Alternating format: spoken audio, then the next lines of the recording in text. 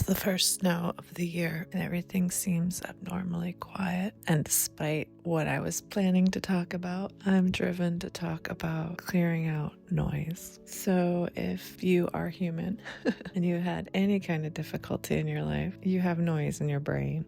Essentially, that is the filter of pain that people discuss when they're talking about what's driving your actions. I can only really describe the noise from my point of view and the noise that's been in my brain. And I certainly don't know that that can represent everybody's experience. But because of where I'm at and what I've done and how I've worked on the noise in my brain, I see the evidence of this noise in everyone else's brains around me very clearly. So I'm pretty sure that my experience is not unique, at least not totally unique.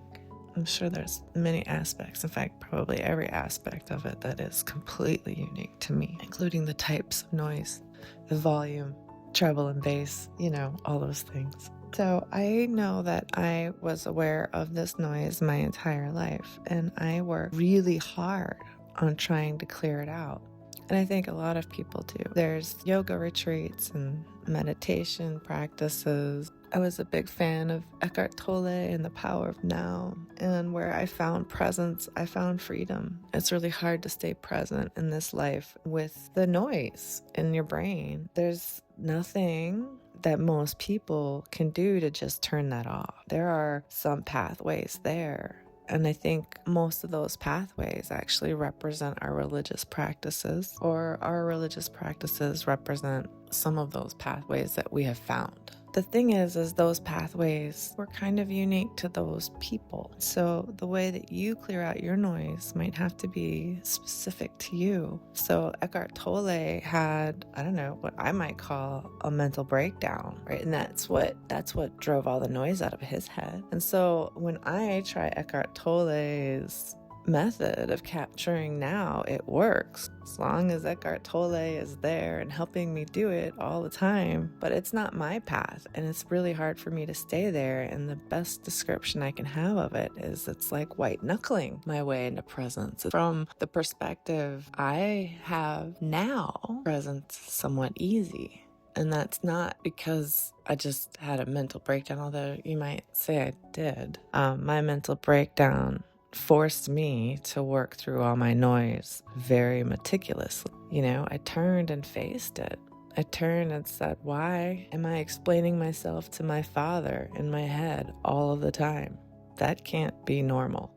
That can't be good for me. Why do I have all these little people listening to me describe myself? What is it I'm describing? What is this compulsion in my head? Why am I explaining myself to people in my head all of the time? Does that sound like your noise? It probably doesn't. Maybe it does. But that was my noise. And it took a long time for me to finally start asking myself why I'm doing that and what does it mean? I came to realize that every time that loop started running in my head, and over time it evolved as I watched it. I watched this loop.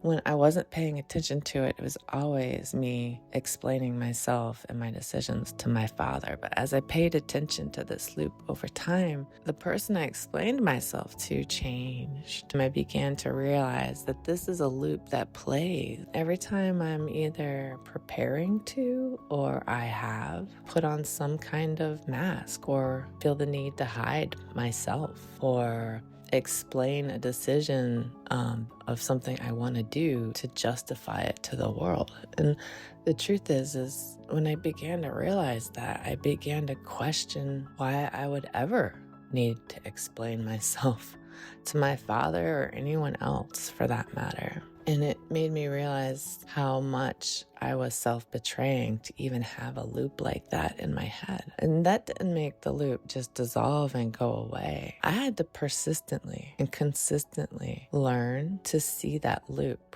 when it started up and ask myself, what mask is going up? Like, who am I preparing to hide myself from and why? And I have other loops.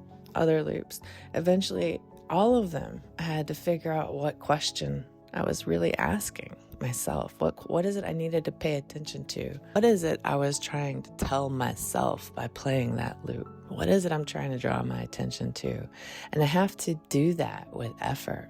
It's not effortless, but it's a lot easier than white knuckling and forcing those thoughts away to be present, because you don't address what you're actually hiding from. And I have to say now, whenever I have a pretend conversation in my head, it's a giant red flag. And I am pleased to say that it immediately gets my attention after really just turning to it again and again and again and noticing when my thoughts do that. Now it's a flag goes up, an alarm bell. Hey, you're doing it. What is it? What is going on? Who are you hiding from? What are you hiding? Why do you feel the need to hide that? So I wouldn't say it's clearing out the noise, right? But it's how you use your noise as your superpower, because then that noise shouldn't be going all the time.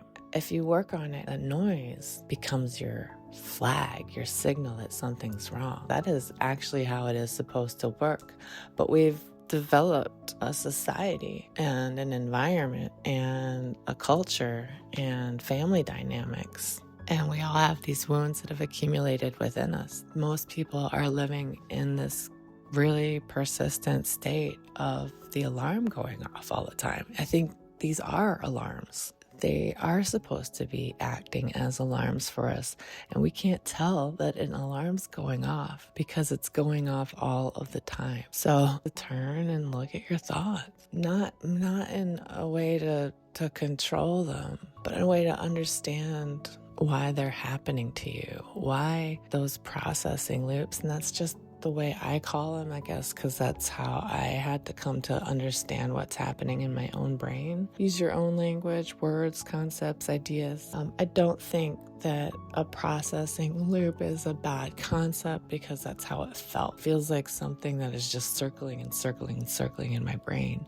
And I never even understood that those processing loops are what we mean when we're talking about our subconscious, or when we're talking about anxiety, or when we're talking about not being present, or living in the past, or living in not this moment. I didn't even understand that that's what we were talking about, that those were the loops. I thought those were my thoughts because it's so front and center.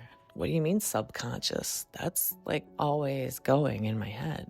And from this place now, it's not like I don't have thoughts. And something, recording this is a way that I'm assuring myself it's not me falling back into anxiety and processing loop. These are hey, interesting, but these are somehow new and novel in my head and not compulsive in the same way.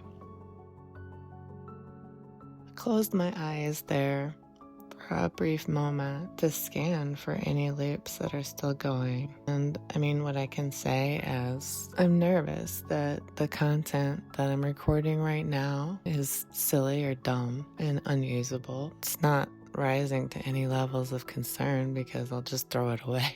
It's no big deal. My dad's judgment still hums around in there. But I've been working on that really hard. I know that my space in my head actually is mine. It never belonged to anyone else. And it's not my father's fault that I still feel his judgment, but it's not the overwhelming pressure it used to be. And it's also interesting to me because I would have never described that as overwhelming pressure when it was happening.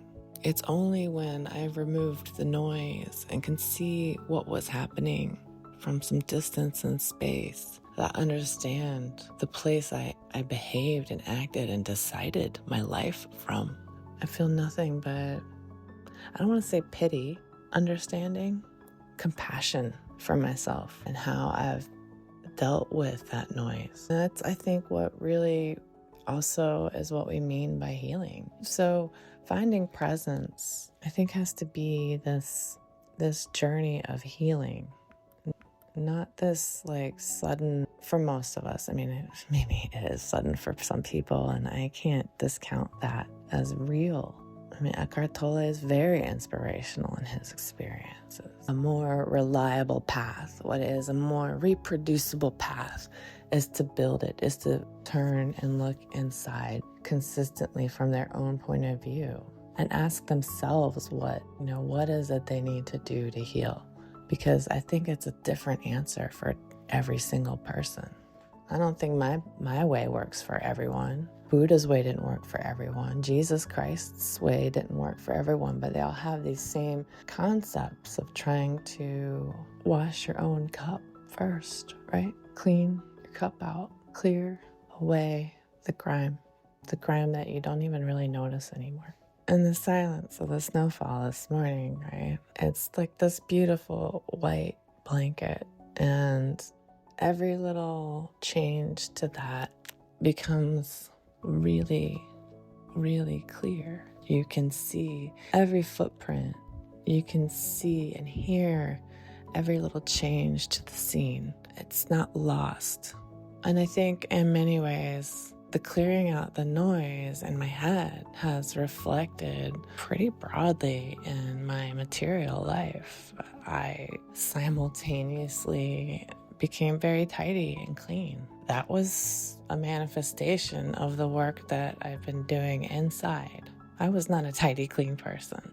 And just like the clarity of any change to the environment outside in the snow world, I can now use my house and my environment to help me detect what's going on with my children or with me. I can use the noise in my brain where it comes in. It becomes crystal clear that it's something going on, because now it's not lost in the midst of a whole lot of other noise. The serious nature of how people affect you and vice versa becomes much more comprehensible when it's set against a silent backdrop.